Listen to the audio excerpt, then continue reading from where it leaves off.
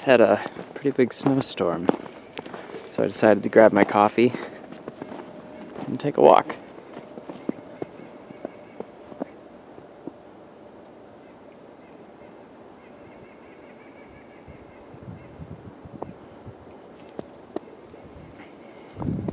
Very pretty.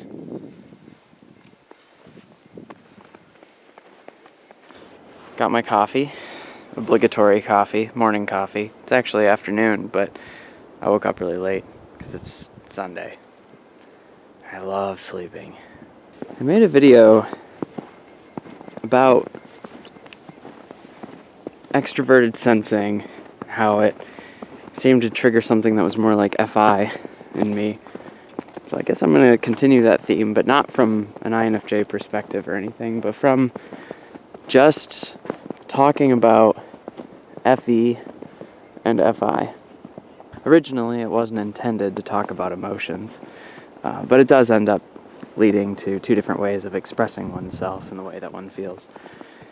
And these are really strong in the F types, so if your 4 letters have an F in them, you either use it as your first or second function. Footprints.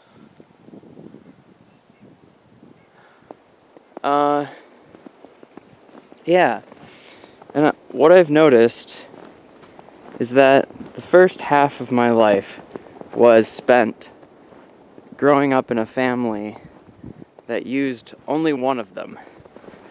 Surrounded by an entire bias towards what's called extroverted feeling, or called FE.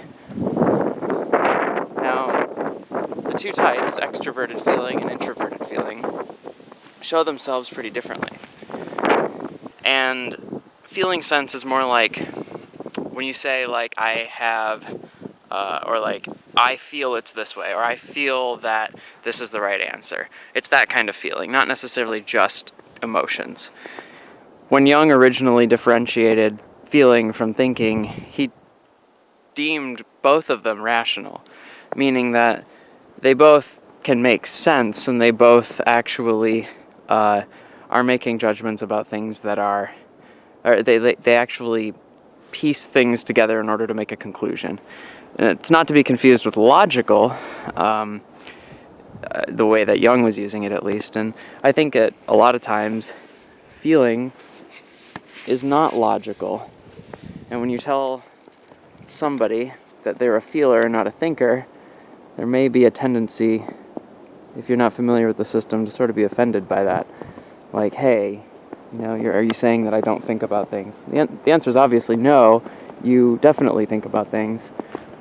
But it just points to a preference to sort of feel your way through something and not make logical deductions. That's what thinking is trying to get at, is logical deductions. So yeah, feeling. The extroverted and introverted versions of these lead to biases in the way that we view the world. I think so starkly. It might be one of the biggest gaps between types, in my opinion, that causes a misunderstanding and a prioritization structure that's different between types. And I think it's important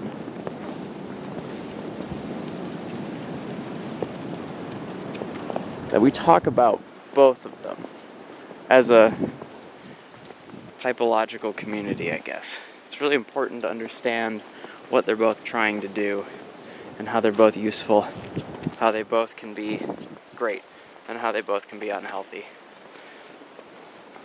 Like I was saying earlier, I grew up in a strong extroverted feeling family. I'm an INFJ, my mom's an INFJ, my dad is a ENTP, my step-parents are both ISTPs, my sister is an ENFJ, my other sister is an ESFJ. Yeah, it's crazy. We only have 2 introverted feelers, and my brothers are an INTJ and an ISFP. But just the sheer amount of extroverted feeling was enough to give me a sort of massive bias towards using it and interpreting the world through it and expecting people to function that way. And being skeptical of people who use introverted feeling. And here's the differences. Extroverted feeling is that feeling sense pointed towards the outside world. It feels itself into objects, into other people.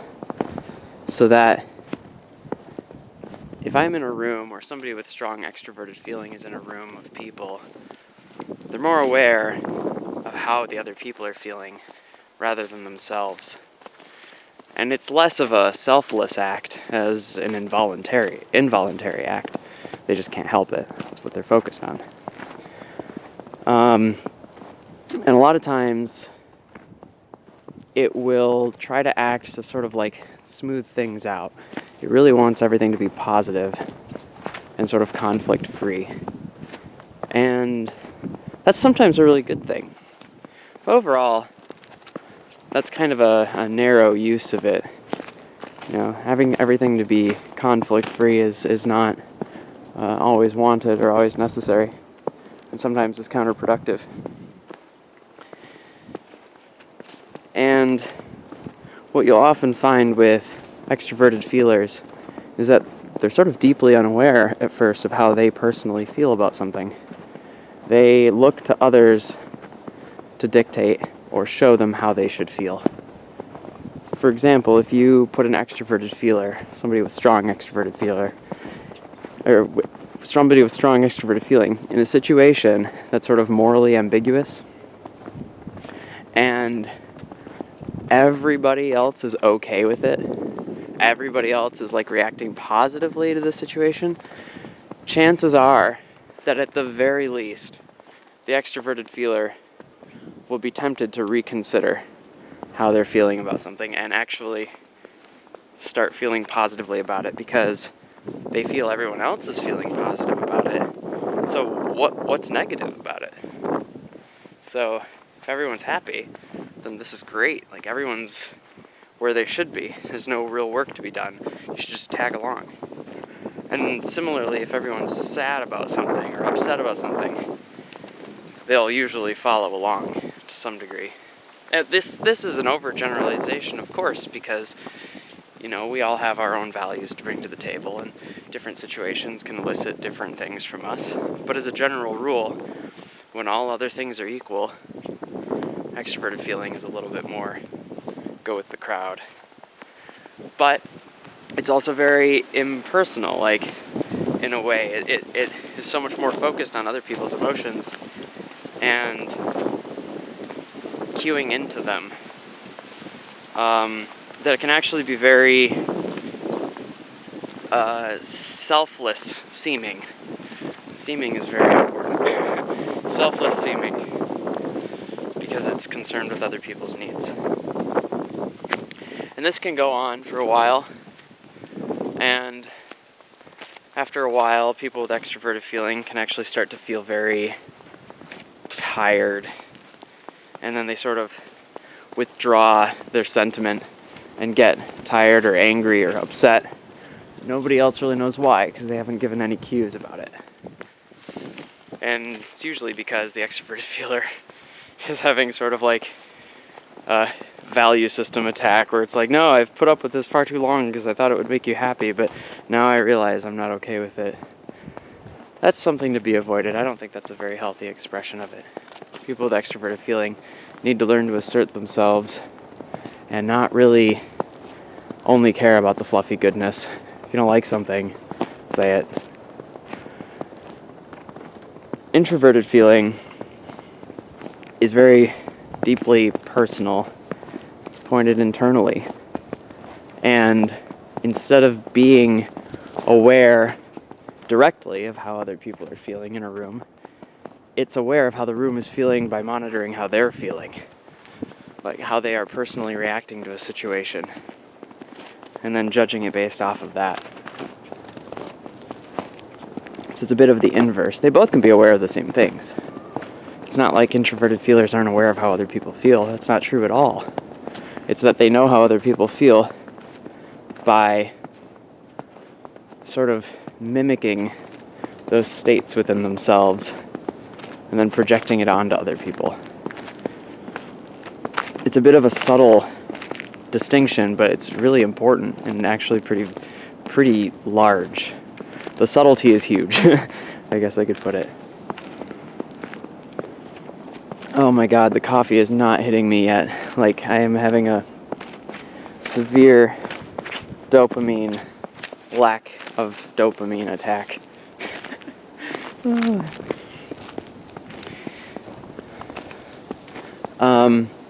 So introverted feelers, it often ends up not really showing itself, which is interesting. It's so intense within the person who's using it that they often struggle to really express what it is they're feeling. Either that, or it doesn't occur to them that it might be expressible in a way, because it's so detailed and nuanced and rich. So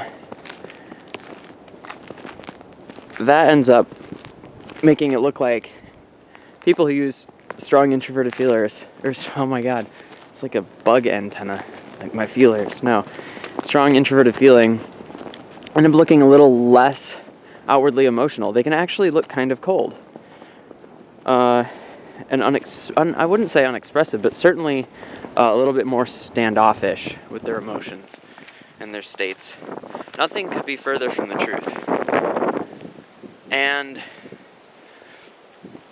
what ends up happening is introverted feelers make attachments to people, pets, animals, things that are important to them. And they form a very deep connection with these things that's very personal. And those things will stir their emotions quite intensely. They don't need to spend an entire amount, like a lot of time around these things. It's not like extroverted feeling's a bit more social when it comes to emotions. So like it might appear that an introverted feeler doesn't care about something, or something's not very important to them. But then you'll get to see their emotional reaction to something if you're lucky, and you realize just how deeply moved this person is by a particular individual or pet or something that you never really would have guessed if you were an extroverted feeler. And this sort of seems important to me to talk about, because I see a lot of extroverted feelers discounting introverted feeling as being cold or cold or aloof and maybe selfish. And introverted feelers conversely think extroverted feeling is fake or contrived or overly emotional and sort of dramatic and like sly. Both are right, but both are wrong.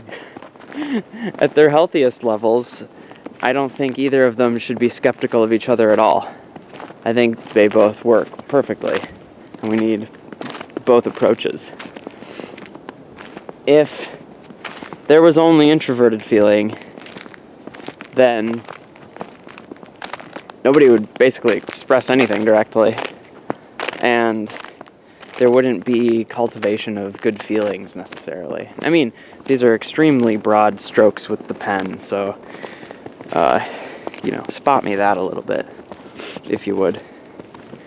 But if there was only extroverted feeling, we wouldn't have a, deep sense of values to bring to the table that's, irrespective of who we're dealing with or the situation.